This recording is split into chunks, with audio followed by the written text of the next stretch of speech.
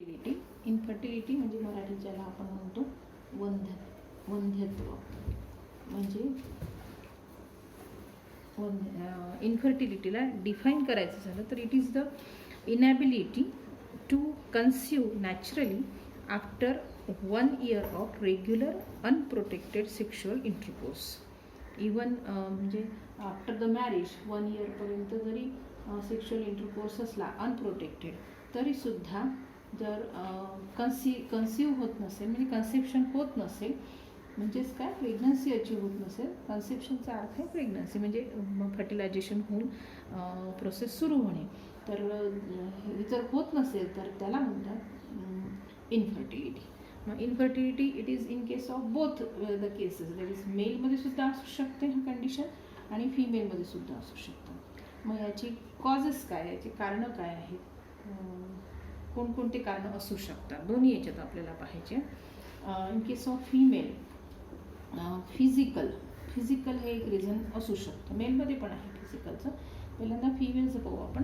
याच्यामध्ये फिमेलमध्ये ओव्हरीमध्ये काही वेळेला सिस्ट फॉर्मेशन होतं आणि त्याला म्हणतात त्या ओव्हरीला म्हणतात पॉलिसिस्टिक. त्या पर्टिक्युलर डिझॉर्डरला म्हणतात PCOS पॉलिसिस्टिक ओव्हरी सिंड्रोम.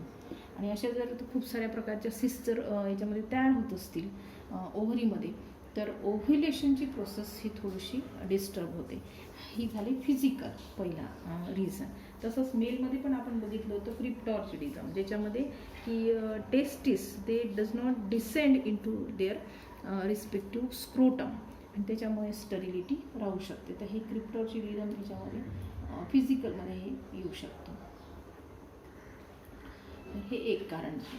त्यानंतर दुसरं रिझन फिमेलमध्ये बघू आपण. तर फिमेलमध्ये दुसरं रिझन कोनजेनायटल डिसीजेस. काही जन्मता असे डिसीजेससुद्धा असू शकतात. कोनजेनायटल म्हणजे जन्मता असणाऱ्या डिसीजेसमुळे वगैरे हे इन्फर्टिलिटी राहू शकते फिमेलमध्ये. देन तिसरं आहे इम्युनॉलॉजिकल प्रतिकारशक्ती. Immunological reason. तर इम्युनॉलॉजिकल किंवा ज्याला आपण दुसरं आणखीन सायकोलॉजिकल पण म्हणू शकतो. काही वेळेला सायकोलॉजीसुद्धा अशी होऊ शकते. काही कारणं असू शकतात की ज्याच्यामुळे इन्फर्टिलिटी फिमेलमध्ये पर्टिक्युलरली ही राहू शकते. आणि सर्वात महत्त्वाचा फॅक्टर जो आहे कॉज जे आहे जनरली म्हणजे जवळजवळ 80 to 90% फिमेलमध्ये हे जे कारण असतं इन्फर्टिलिटीचं ते असतं हार्मोनल इम्बॅलन्स. सगळी जी काही प्रोसेस आहे आपण बघितल्या जेवढ्या प्रोसेस अगदी रिप्रोडक्टिव्ह स्ट्रक्चर जे बघितले ते सुद्धा सगळ्यांचं वर्किंग हे हार्मोनवर अवलंबून आहे. जे पिट्युटरीकडून सिक्रेट होतात त्याच्यानंतर स्वतः ओव्हरी सिक्रेट करते त्याच्यावरच हे सगळं डिपेंड आहे आणि त्याच्यामुळे ही कारणं झाली फिमेलमध्ये. आता मेलमध्ये सुद्धा आणखीन काही असतं लेस स्पर्म काउंट. स्पर्मची संख्याच कमी असते त्याला less sperm count in case of mail.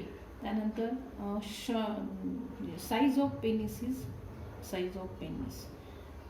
Small sized penis जरी असेल तरी it will not ejaculate the semen in proper amount and hence this will be the one of the reason infertility. पण कुठलंही एक कारण परफेक्ट सांगता येत नाही याच्यामध्ये. जवळजवळ आफ्टर द मॅरेज 1 yearपर्यंत किंवा 2-3 yearपर्यंत तर डॉक्टरसुद्धा कुठलंही एक कारण सांगू शकत नाही. त्याच्यासाठी वेगवेगळ्या टेस्टिंग कराव्या लागतात. समजा यदा कदाचित आणखीनही एक रिझन याच्यामध्ये आहे फिमेलमध्ये दॅट इज एंडोमेट्रियोसिस. एंडोमेट्रियोसिस म्हणजे एंडोमेट्रियम ही प्रॉपर बिल्टअप न होणे. Endometriosis it is not healthy. याचा एक विशिष्ट कुठला डिसीज या ठिकाणी होणे म्हणून हेही एक रिझन याच्यामध्ये असू शकतं. तर जवळपास 1978पर्यंत तरी जर का इन्फर्टिलिटी त्या कपलमध्ये असेल तर त्यांच्यासमोर दोनच ऑप्शन होते. एक म्हणजे ॲडॉप्ट एनी अदर चाइल्ड. दुसऱ्या कुठल्याही मुलाला दत्तक घ्या किंवा बी चाइल्डलेस. हे दोनच ऑप्शन होते. बी चाइल्डलेस. पण त्याच्यानंतर 78 याच्यासाठी म्हटलं मी की पहिली टेस्ट ट्यूब बेबी जी आहे भारतामध्ये आणि जगामध्ये सुद्धा जी तयार झाली होती टेस्ट ट्यूब बेबी ती ह्या 1978मध्ये आणि तिथून मग बरेचसे ऑप्शन्स हे आता अवेलेबल आहेत. तर ह्या कपल्सला त्यांना स्वतःचंच मूल जर पाहिजे असेल तर त्यासाठी त्यांना वेगवेगळे ऑप्शन्स जे आहेत टू इन्फर्टाईल कपल्स जे आहेत they have many options to have a child सचाच काही आपण सांगू शकतो याच्यामध्ये.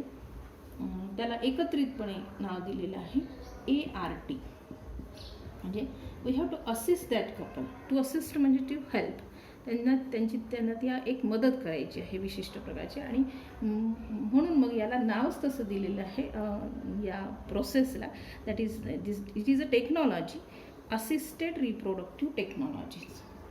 Assisted reproductive technologies.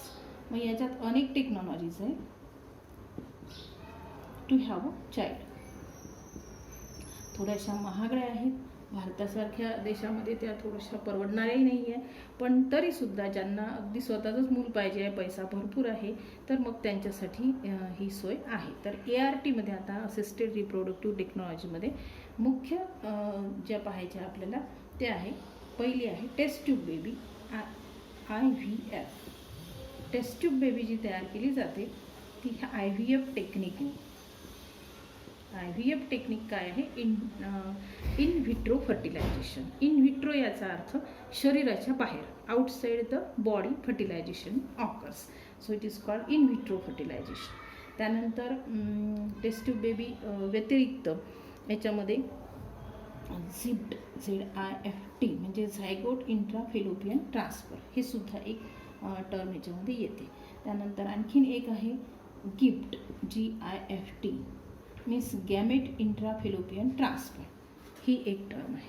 त्यानंतर यातलेच टेस्ट ट्यूब बेबी IVF या टेक्निकद्वाराच आणखीन एक याच्यामध्ये, जसं हे झिप्ट आहे झायगोट इंट्राफेलोपियन ट्रान्सफर, ज्याच्यामध्ये झायगोट ट्रान्सफर केला जातो, तसं फेलोपियन ट्यूबमध्ये, तसं युट्रसमध्ये सुद्धा हा झायगोट आपल्याला इंट्रोड्यूस करता येतो.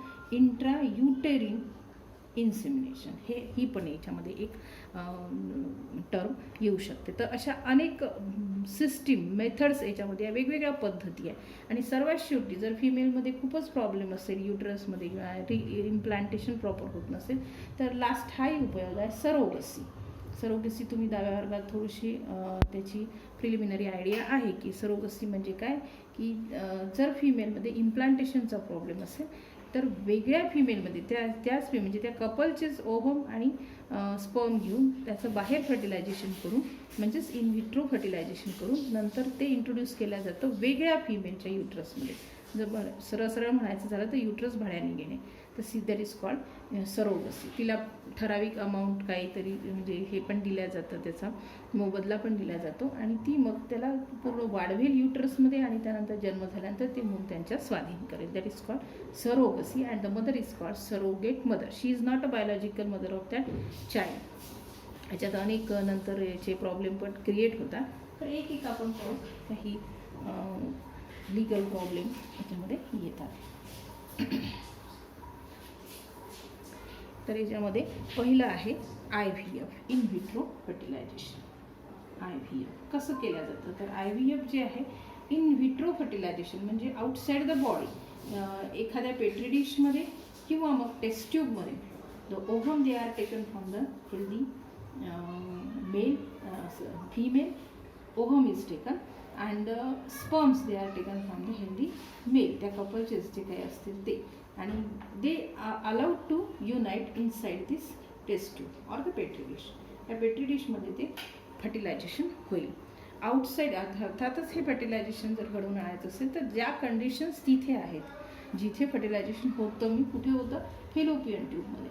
फेलोपियन ट्यूबमध्ये किंवा युट्रन रिप्रोडक्टिव्ह सिस्टीममध्ये ज्या कंडिशन्स असेल त्या सिम्युलेटेड कंडिशन्स या ठिकाणी निर्माण कराव्या लागतील. सिम्युलेटेड कंडिशन्स, या कंडिशनमध्ये हे IVF पॉसिबल आहे. ज्याच्यामध्ये सहसा हे अशी IVF जे टेक्निक आहे ते कोणासाठी असतं, तर ज्या फिमेलमध्ये पर्टिक्युलरली फेलोपियन ट्यूबमध्ये काही ब्लॉकेजेस असतील किंवा ओव्हरीमध्ये ओव्हम वगैरे व्यवस्थित तयार होतो आहे, पण ओव्हम हा ह्या ॲम्प्युलर रिजनपर्यंत पोचत नाही आहे. मे बी इकडे फिमरी जे आहे या फिमरीला असणाऱ्या ऑस्टियममधून तो ओव्हम इथपर्यंत येतच नाही आहे किंवा तो इथपर्यंत पोचत नाही आहे.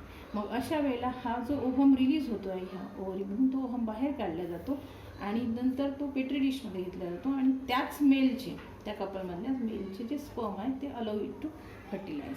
So egg is fertilize by the sperm of the same couple and then the zygote is formed. That this is IVF.